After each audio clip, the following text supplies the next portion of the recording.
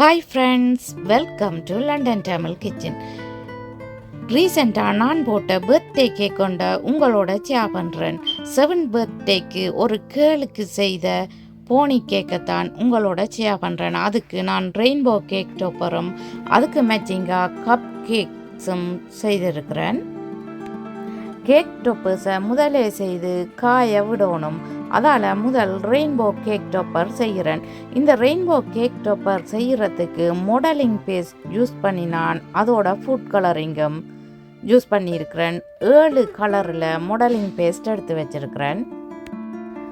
White கலரில் modelling paste வேண்டி நான் தான் கலர் மிக்ஸ் பண்ணி எடுத்தேன். நான் மாடலிங் பேஸ்ட்டை கேக் ஸ்மூத்தரால் இப்படி நல்ல நீட்டாக உருட்டி எடுக்கணும். 7 கலர்லையும் மாடலிங் பேஸ்ட்டை சேவ் பண்ணி எடுத்துட்டேன். இப்போ வானவில் செய்யணும். வானவில் வளைஞ்சு தானே வரணும். வளைஞ்சு நல்ல வடிவான சேப் எடுக்கிறதுக்காக கேக் ஸ்மூத்தரில் வச்சு தான் அந்த வளைவை எடுக்கிறேன். ஒவ்வொரு மாடலிங் பேஸ்ட்டையும் ஒன்றுக்கு மேலே ஒன்று தண்ணி பூசி ஸ்டிக் பண்ணுறேன். பாருங்கோ, இப்படி ஸ்டிக் பண்ணணும். இந்த ரெயின்போண்ட கலர்ஸ் ஓடர்ஸை ஞாபகம் வச்சிருக்கிறதுக்கு விப்டி ஓஆர்ன்ற கோட்டை வச்சுத்தான் ஈஸியாக ஞாபகம் வச்சிருக்கலாம். சின்ன வயசில் படித்தது எப்பவும் ஞாபகம் இருக்கும். வானவில்ல 7 நிறங்களையும் ஸ்டிக் பண்ணிட்டு இப்போ சேவ் பண்ணி எடுக்கணும்.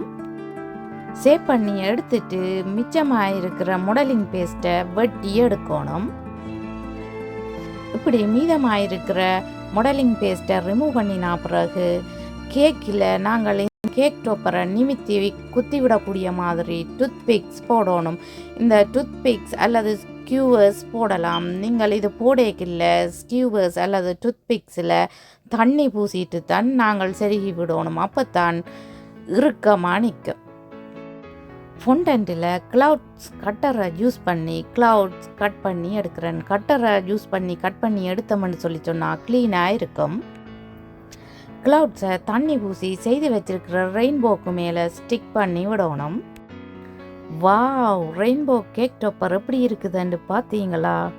நல்லா அழகாக இருக்குது. இந்த கேக் டாப்பரை நல்லா காய விடணும். காய விட்டால் தான் நாங்கள் கேக்கில் செருகி விடைக்கில்ல முறிஞ்சு விழாமல் உடையாமல் நல்ல ஃபேமாக இருக்கும். அடுத்ததாக கப் கேக் டாப்பர் செய்கிறேன். அது செய்கிறதுக்கு ஒயிட் கலர் ஃபொண்டன்ட்டில் க்ளவுட்ஸ் கட் பண்ணி எடுக்கிறேன். நீங்கள் விரும்பினா மாடலிங் பேஸ்ட்லையும் செய்யலாம். மாடலிங் பேஸ்ட்டில் செய்தால் எப்பவுமே நல்ல க்ளீனாக இருக்கும். க்ளவுட்ஸ் கட் பண்ணுறதுக்கு ஃபொண்டன்ட்டை உருட்டேக்கில்ல ஒரு டூத்பிக்கை செருகக்கூடிய அளவில் திக்காக உருட்டணும். அப்போ தான் டூத்பிக்கை செருகி விடலாம். டூத்பிக் செருகேக்கில்ல டூத்பிக்கில் தண்ணி பூசித்தான் செருகி விடணும். கப் கேக் டாப்பருக்கு ரெயின்போ கலரில் டிஃப்ரெண்ட் ஷேப்பில் இப்படி சேவ் பண்ணி எடுக்கிறேன்.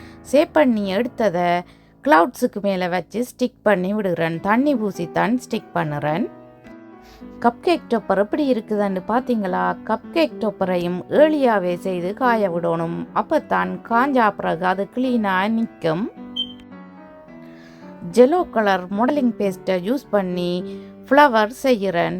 ஜெலோ கலர் மாடலிங் பேஸ்ட்டை உருட்டி எடுத்துட்டு ஃப்ளவர் கட்டரால் ஃப்ளவர் கட் பண்ணி எடுக்கிறேன். கட் பண்ணி எடுத்த ஃப்ளவரை ஸ்பொஞ்சுக்கு மேலே வச்சு போன் டூலால் நடுவில் ப்ரெஸ் பண்ணி விடணும். ஸ்பொஞ்சுக்கு மேலே வச்சு இந்த ஃப்ளவருக்கு போன் டூலால் அமர்த்தினீங்களன்னு சொல்லி சொன்னால் 2D ஷேப்பில் இருந்த ஃப்ளவர் 3D ஷேப்புக்கு வரும். ரவுண்ட் ஷேப்பில் டிஃப்ரெண்ட் கலரில் நடுவில் ஸ்டிக் பண்ணி விடுகிறேன். பார்த்தீங்களா ஃப்ளவர் எவ்வளவு அழகாக இருக்குதுண்டு. 6 inch சாக்லேட் கேக்கில் 3 லேயரில் இந்த கேக்கை செய்கிறேன். சாக்லேட் ஐசிங் தான் ஃபில்லிங்காகவும் க்ரம் கோட்டுக்கும் யூஸ் பண்ணுறேன்.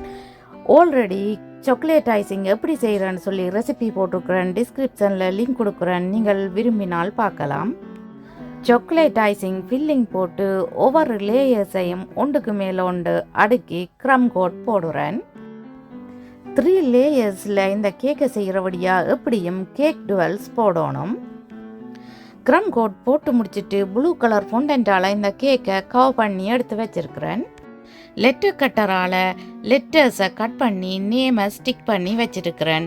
இப்போ கேக்கின் அடிப்பகுதிக்கு நிறைய கிராசஸ் இருக்கிற மாதிரி போடுறேன். இந்த கிராசஸை நீங்கள் சிலிக்கன் மோல்ட்டில் கிராசஸ் செய்தும் ஸ்டிக் பண்ணலாம், அல்லது ஃபொண்டன்ட்டை உருட்டிட்டு நீங்கள் கிராஸ் ஷேப்பில் கட் பண்ணலாம். கிராஸஸை க்ரீன் கலர் ஃபொண்டனில் இப்படி பீஸா கட்டரால் கிராஸ் ஷேப்பில் கட் பண்ணி எடுக்கலாம். இப்போ கிராஸஸுக்கு மேலே செய்து வச்சிருக்கிற ஃப்ளவர்ஸை ஸ்டிக் பண்ணி விட போகிறேன். தண்ணி பூசித்தான் ஸ்டிக் பண்ணுறேன். பாருங்க, ஃப்ளவரை ஸ்டிக் பண்ணினா பிறகு எவ்வளவு அழகாக இருக்குதுண்டு. நீங்கள் உங்களுக்கு விருப்பமான கலர்ஸில் ஃப்ளவர்ஸை செய்து ஸ்டிக் பண்ணலாம். நான் 3 கலரில் ஃப்ளவர்ஸ் செய்து ஸ்டிக் பண்ணுறேன். நீங்கள் ஃபொண்டனில் ஃப்ளவர்ஸை செய்து உடனே கேக்கில் ஸ்டிக் பண்ணலாம். தண்ணி பூசி ஃப்ளவரை ஸ்டிக் பண்ணிவிட்டு நடுவில் போன் டூலால் அமர்த்தி விடணும்.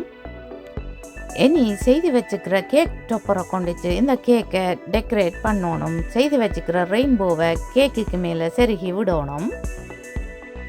அடுத்ததாக டோய் போனீஸை வச்சு தான் இந்த கேக்கை டெக்கரேட் பண்ணுறேன். வீட்டில் இருக்கிற பர்த்டே பார்ட்டிஸுக்கு நீங்கள் இப்படி டோயலை வச்சு ஈஸியாக கேக்கை டெக்கரேட் பண்ணலாம்.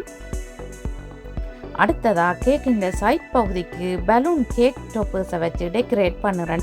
இந்த பலூன் கேக் டோப்பர்ஸை நீங்கள் ஆன்லைனில் அமேசான், ஈபே, டெமு போன்ற ஆப்ஸில் ஆர்டர் பண்ணி எடுத்தீங்களான்னு சொன்னால் சீப்பாக இருக்கும். கேக் ஷாப்லையும் வாங்கலாம். கேக் ஷாப்பில் கொஞ்சம் எக்ஸ்பென்சிவாக இருக்கும். இந்த கேக்குக்கு மேட்சிங்கான கேக் டோப்பரையும் செருகி விடுகிறேன். அடுத்ததாக கேக்குக்கு மேட்சிங்காக கப் கேக் செய்கிறேன். பட்டர் ரைசிங் தான் போடுறேன். ஸ்டார் நூசல்ஸை யூஸ் பண்ணி இந்த பட்டர் ரைசிங்கை போடுறேன். கப் கேக் எல்லாத்துக்கும் பட்டர் ரைசிங்கால் ஐசிங் போட்டுட்டு அடுத்ததாக செய்து வச்சிருக்கிற கப் கேக் டொப்பரை கொண்டுச்சு டெக்கரேட் பண்ணணும். உங்களுக்கு இந்த கப் கேக்ஸ் பிடிச்சதான்னு சொல்லி ப்ளீஸ் மறக்காமல் எனக்கு கமெண்ட் போடுங்க. இதுவரைக்கும் என்னுடைய சேனலுக்கு சப்போர்ட் தந்து கமெண்ட்ஸ், லைக், ஷேர் செய்த எல்லோருக்கும் ரொம்ப ரொம்ப நன்றி. சப்ஸ்கிரைப் பண்ணின அனைவருக்கும் மிக்க நன்றி. மீண்டும் இன்னும் ஒரு அமேசிங்கான ரெசிபியில் உங்களை சந்திக்கும் வரை உங்களிடமிருந்து விடைபெறுவது உங்கள் மதி. பாய்.